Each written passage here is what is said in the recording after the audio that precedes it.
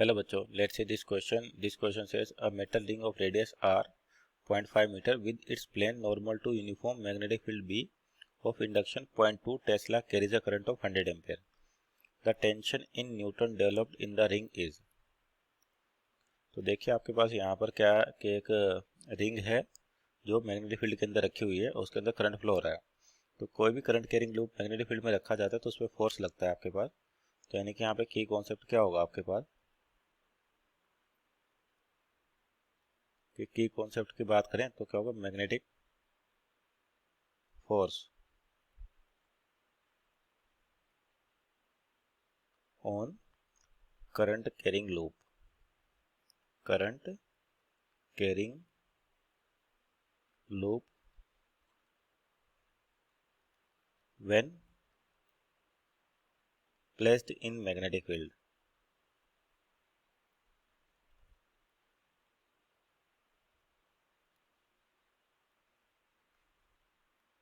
Placed in magnetic field.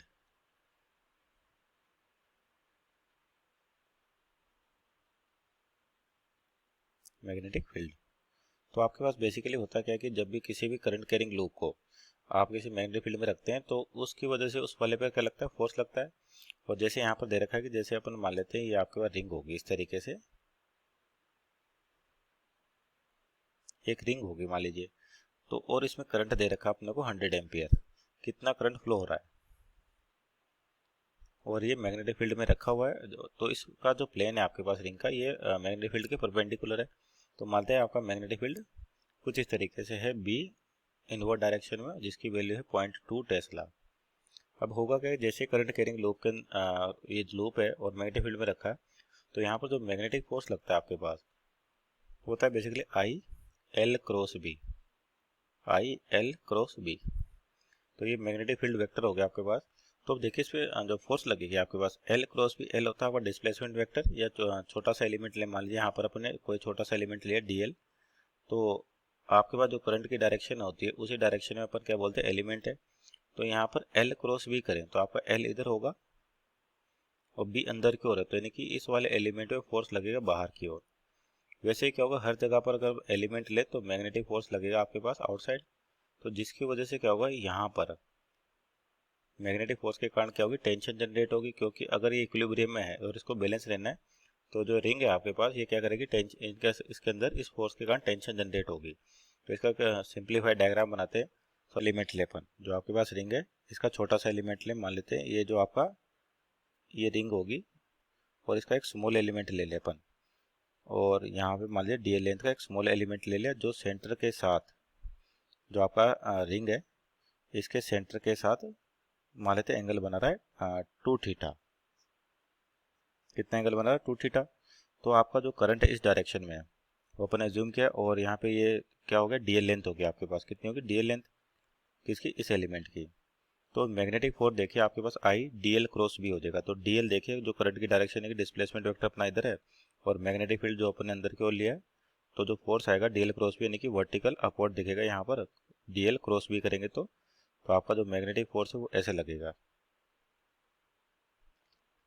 अब यहाँ देखते हैं इसके अंदर क्या हो रही है, टेंशन जनरेट हो रही है और ये एंगल बना रहा है। मान लो यहाँ से दो बराबर हिस्सों में डिवाइड करा, सपोज करिए एंगल है थीटा, तो एंगल भी कितना हो जाएगा थीटा। अब यहाँ पर इसके कंपोनेंट लें तो इस डी एल पे अपन ने एक टेंजेंट डाला इस तरह से, तो ये एंगल थीटा है तो ये भी कितना बनेगा थीटा और एंगल भी कितना आ जाएगा थीटा आपके पास। तो जो यहाँ पर बोलते टेंशन टी है और यहाँ पर भी टेंशन कितनी टी है। तो इस टी के कंपोनेंट आएंगे, एक तो हॉरिजॉन्टल आएगा इस तरीके से और एक वर्टिकल कंपोनेंट आएगा। तो वर्टिकल कंपोनेंट आपके पास इस तरीके से, इस तरीके से। तो ये तो हो गया थीटा और ये भी थीटा, तो ये हो जाएगा टी कोस थीटा और इधर भी कितना आ जाएगा टी कोस थीटा। और जो वर्टिकल कंपोनेंट है आपके पास टी साइन थीटा और ये भी कितना हो जाएगा टी साइन थीटा। तो यहाँ पर देखिए हॉरिजॉन्टल कंपोनेंट तो कैंसिल आउट कर देंगे, तो जो मैग्नेटिक फील्ड आएगा एफ एम ये किसके बराबर होगा, 2t साइन थीटा के, 2t साइन थीटा।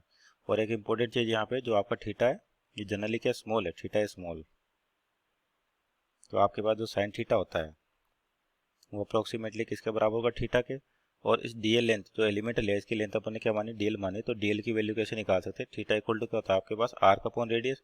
तो यानी कि यहाँ से डीएल की वैल्यू निकालें तो जो थीटा होता है आपके पास आर्क, आर्क क्या माने अपने, डीएल अपॉन रेडियस मान लीजिए स्मॉल आर है, तो डीएल की वैल्यू क्या हो जाएगी, आर थीटा। और थीटा अपना क्या है यहाँ पर, थीटा थीटा तो आपके पास 2 थीटा लिया, टोटल एंगल कितना लिया 2 थीटा। तो यानी कि आपके पास हो जाएगा 2 थीटा, तो यानी कि आर 2 थीटा, ये डीएल की वैल्यू आ गई। अब दोनों फोर्स आपके पास बराबर होंगे तो I d l b equal to 2t sine theta equation बनी थी अपने पास, और थीटा की वैल्यूज रखे यहाँ पर। तो यहाँ पे हो जाएगा आई डीएल की वैल्यू क्या हो जाएगी, आर 2 थीटा बराबर 2t थीटा।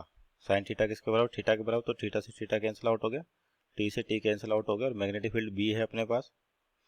तो यानी कि टेंशन की जो वैल्यू आ गई आई आर बी, और करंट दे रखा आपको 100 एम्पियर, रेडियस दे रखी 0.5 मीटर, और मैग्नेटिक फील्ड दे रखा 0.2 टेस्ला। तो यानी कि जो यहाँ पर वैल्यू पुट करें और इसको सोल्व करें तो टी की वैल्यू आ रही है आपके पास 10 न्यूटन।